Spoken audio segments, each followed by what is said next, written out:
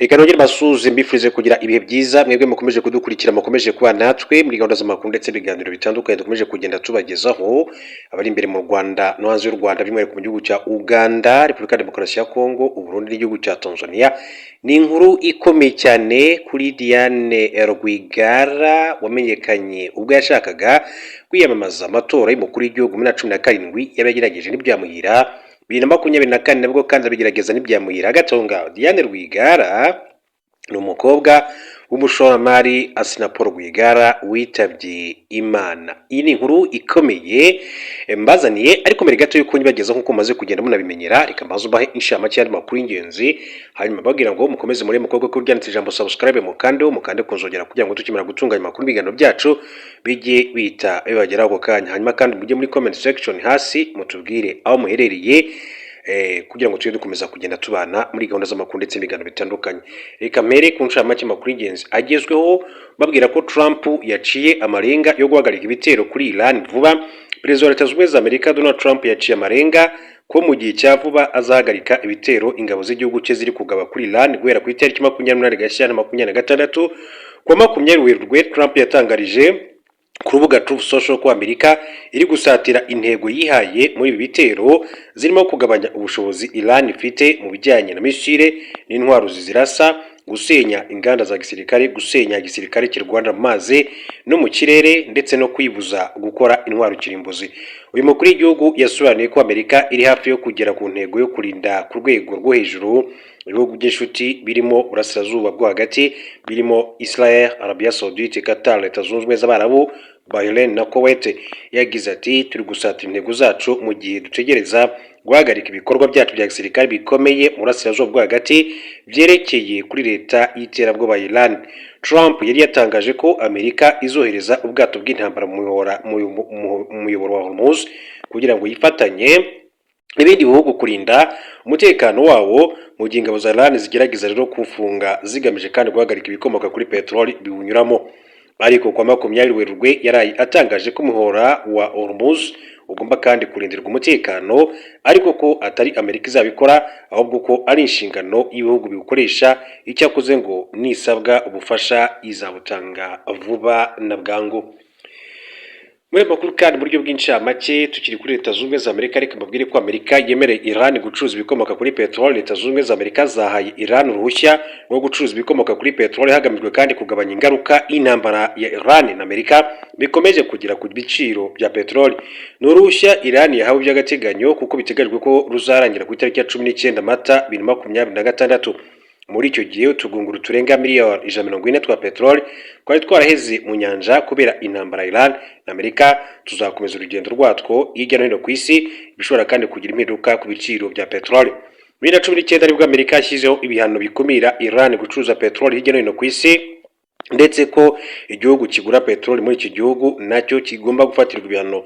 Icyakora ibyo ntibyahungabanyije ibihugu bimwe na bimwe kuko nk'Ubushinwa bwakomeje gukura ibi bikomoka kuri peteroli, ariko bwumvikana Iran ko buzajya buyigura kuri make kubera ibihano.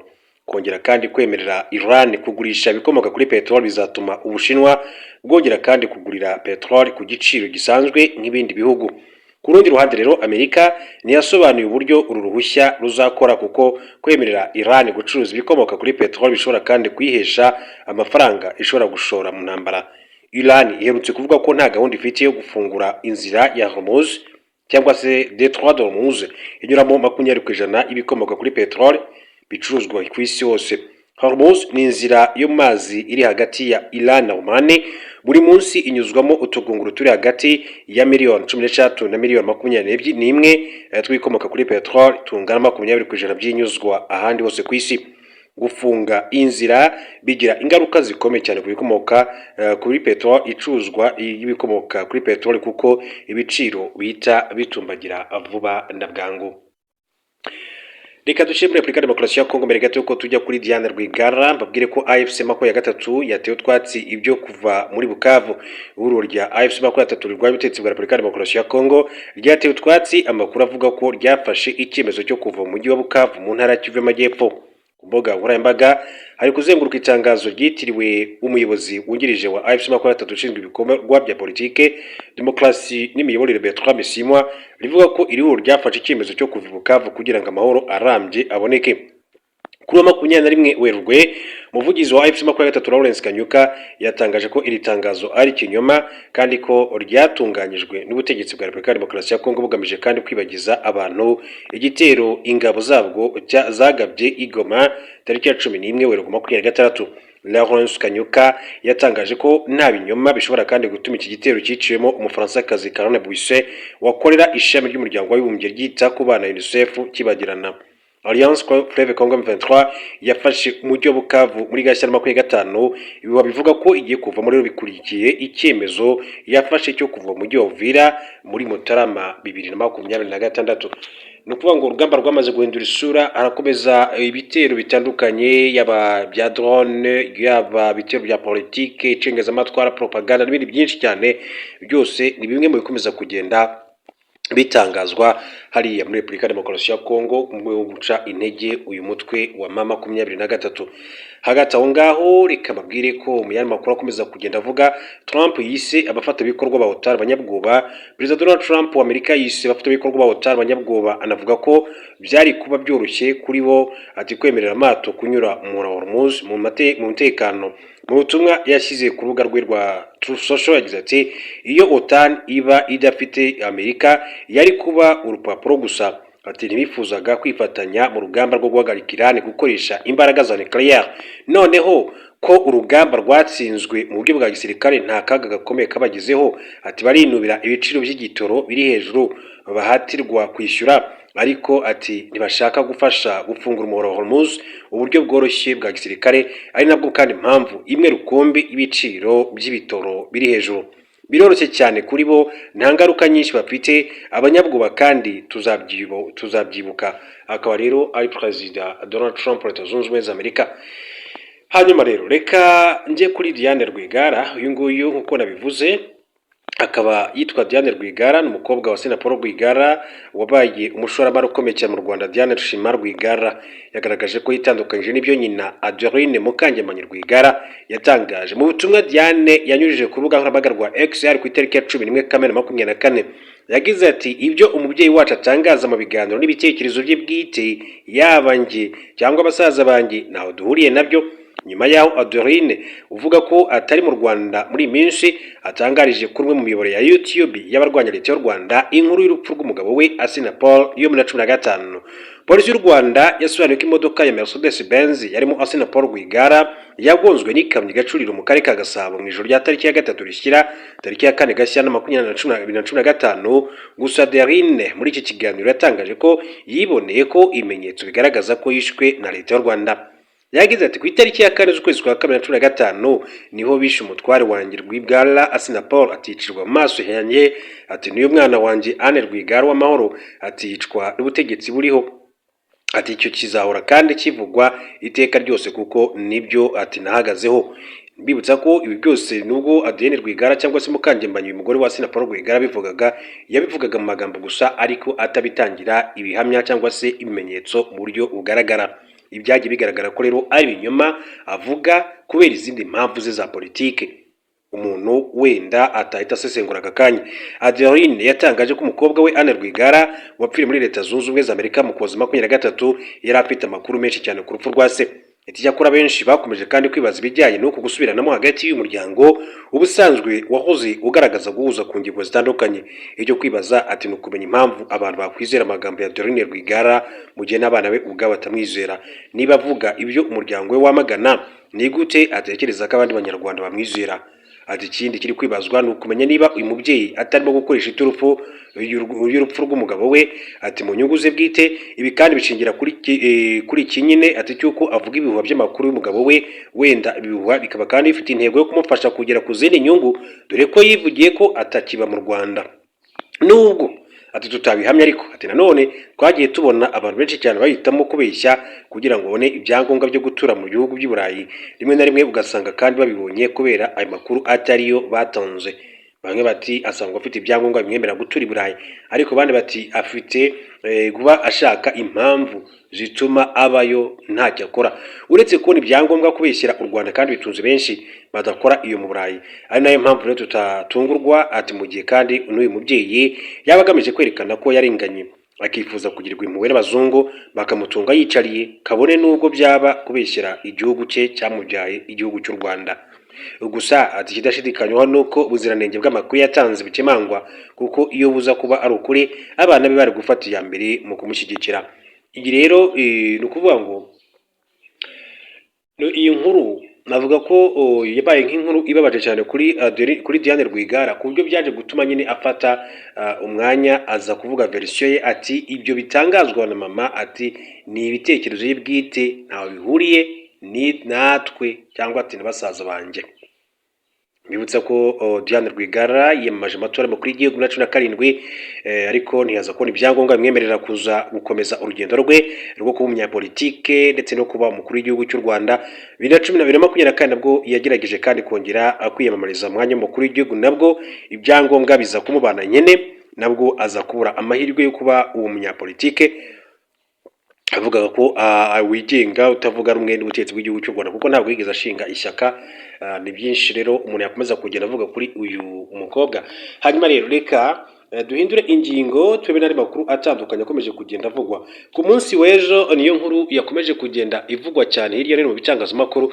Uyu mugabo yamenyekanye cyane muri filime zitandukanye yitwa Chuck Norris, ikirango cy'imbaraga mu busore ndetse no mu busaza. Itangazo ry'umuryango we rivuga ko ku bandi ati ku isi ati yari umuhanga mu mikino njyarugamba, umukinnyi wa filime n'ikimenyetso cy'imbaraga. Kuri twe yari umugabo w'umutima, umubyeyi ukunda, wuzukuruje, umuvandimwe w'igitangaza n'umutima w'umuryango wacu. Kugeza mu myaka yari arimo ati Norris yakundaga kwerekana ko agikora imyitozo ngororamubiri kandi ubusaza butabaye inzitizi zo gukomeza ubuzima bufite imbaraga z'umubiri. Carlos Ray Norris yavukiye Oklahoma mu mwaka w'1940 ajya mu gisirikare kirwanira mu kirere cy'Amerika ataragize imyaka 20. Ubwo yari mu butumwa bw'ingabo muri Korea y'Epfo, Chuck Norris niho rero yatangiriye kwitoza imikino njyarugamba. Yaje kugera ku mukandara w'umukara ndetse atwara amarushanwa atandukanye ya karate mu myaka y'1960. Mu ntangiriro z'imyaka y'1970 nibwo kandi yatangiye gukina filime za action nyuma yo guhura n'icyamamare Bruce Lee cyangwa se Bruce Lee nk'uko twakundaga kubivuga. Bakinanye muri filime yakunzwe mu myaka yashize ya Way of the Dragon mu mwaka w'1972, ndashaka kwica champion w'isi. Mu kiganiro n'ikinyamakuru cyitwa Combat Culture, Chuck Norris yasobanuye ko icyo gihe ati nari uwa mbere ku isi, maze mu gutebya mbwira Bruce ati none Bruce ninde utsinda, maze aravuga ngo ndatsinda, ninjye mukinnyi w'ibanze w'iyi filime. Ndavuga ni urashaka gukubita champion w'isi? Aravuga ngo oya, sibyo nshaka, ndashaka kwica championa w'isi. Bruce Lee yapfuye umwaka umwe gusa nyuma y'uko iyo filime yabo isohotse.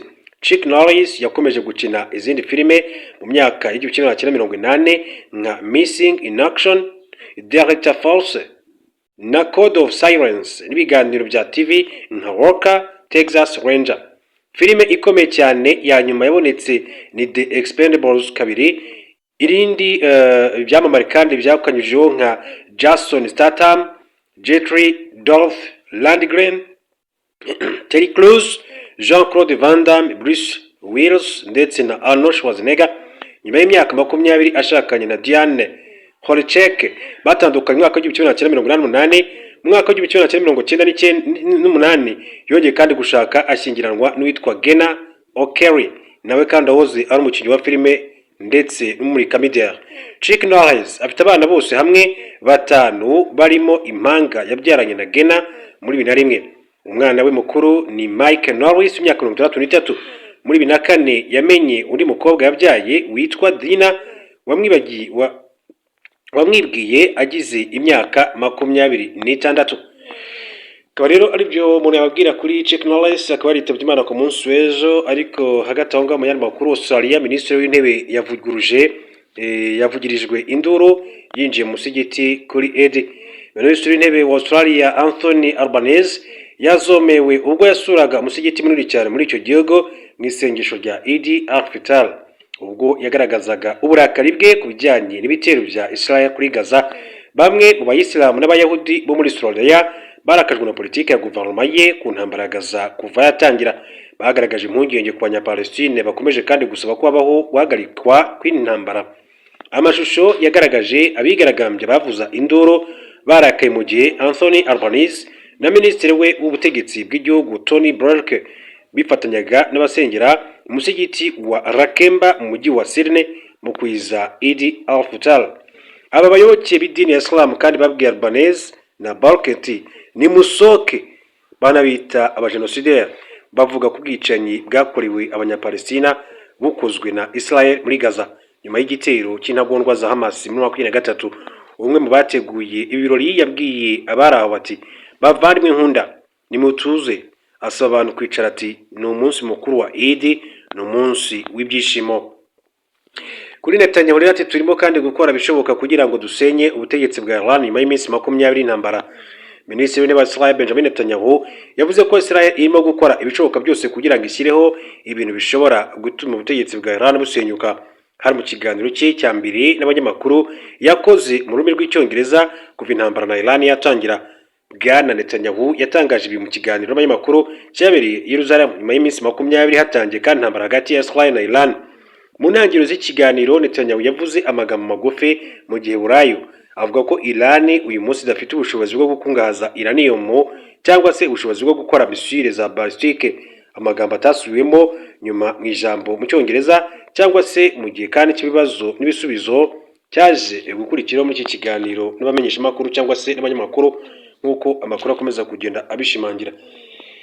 Hanyuma rero reka amakuru yacu tuyasoreze kuri inkuru muri Comoros. Abarundi n'abanyekongo bapfiriye mu mpanuka y'ubwato butwaye abimukira.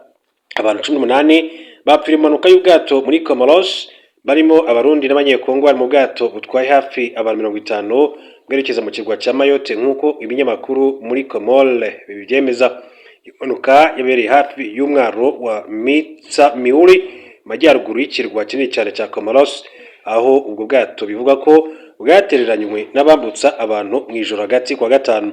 Ikinyamakuru Gazette gisubiramo Minisiteri y'Ububanyi n'Amahanga y'icyo gihugu ivuga ko abapfuye ari abanyekongo 15 n'abarundi 3, naho Radio France Internationale ivuga ko mu bapfuye harimo umwana w'imyaka 3.